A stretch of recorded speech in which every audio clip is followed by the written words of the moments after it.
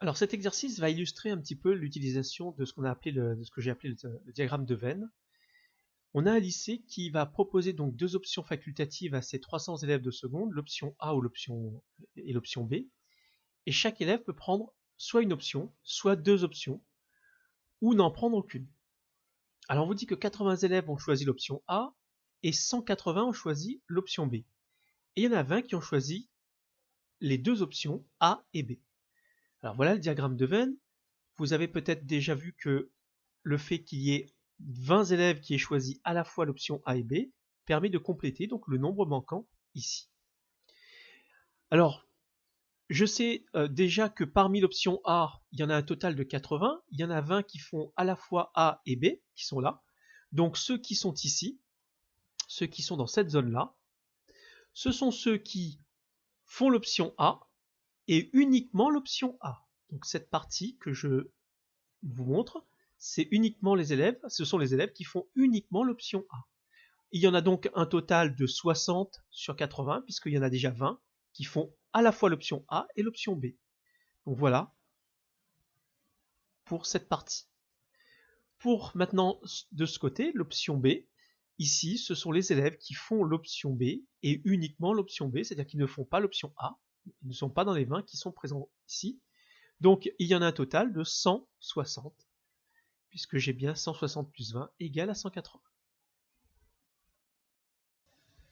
Donc on termine simplement en vérifiant, donc on a bien 160 plus 20, on retrouve les 180 qui sont indiqués ici, 60 plus 20, on retrouve les 80 qui sont indiqués ici. Le total, donc dans l'univers total, je sais que j'en ai 300, puisque c'est ce qui était indiqué ici. La question qui va se poser, c'est combien d'élèves n'ont pris aucune option? Ces élèves sont ici.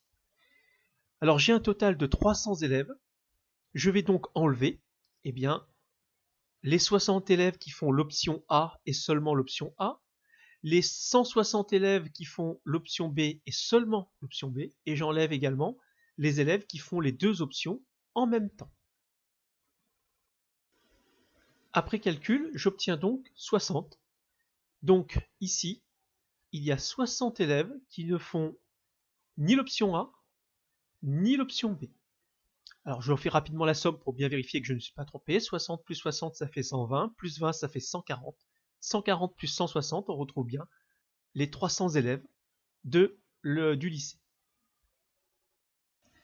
On va maintenant répondre aux questions qui sont posées, donc qui sont des questions de calcul de probabilité. Alors on choisit au hasard un élève de seconde, donc ça c'est l'expérience aléatoire. Quelle est la probabilité pour que cet élève ait choisi l'option A? Alors évidemment, il faut inclure les élèves qui ont choisi les deux options en même temps, A et B. Donc il y en a un total de 80. 80 divisé par 300, qui est le nombre de cas possibles. Donc le nombre de cas favorables divisé par le nombre de cas possibles, ça fait 80 sur 300. Alors dans cet exercice, je vais laisser les fractions non simplifiées pour mieux visualiser les choses. Donc on voit bien que là, on a un total de 80 élèves qui font l'option A sur le total de 300. Quelle est la probabilité pour que cet élève ait choisi les deux options? Les deux options, ça peut s'écrire comme ça. Rappelez-vous, l'intersection, c'est le et. Les élèves qui ont choisi A et B. Donc il y en a 20, ça fait 20 sur 300. La probabilité que cet élève ait choisi l'option A ou l'option B. Donc soit on est ici, soit on est ici. Alors si je fais la somme de tout ce qui est là-dedans, il y a les 80 qui sont là, plus ceux qui sont de ce côté, il y en a 160. Rappelez-vous, il ne faut pas compter les 20 élèves deux fois, puisque se trouve à la fois dans A et dans B.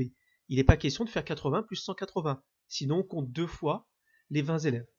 Donc je vais me contenter de faire les trois ensembles. Alors on dit qu'ils sont disjoints, puisqu'ils sont bien séparés. 60 plus 20 plus 160, ce qui me fait 240 sur 300. Alors la dernière question va nous permettre justement de revenir sur le fait que quand on fait le A union B, eh bien on risque de compter deux fois les élèves qui sont dans les deux options en même temps. On vous dit de calculer P de A plus P de B. Alors P de A, c'est 80 sur 300. P de B, il y en a un total de 180 sur 300. Ça fait 260 sur 300. Vous avez remarqué que P de A plus P de B, c'est pas le résultat qui est là.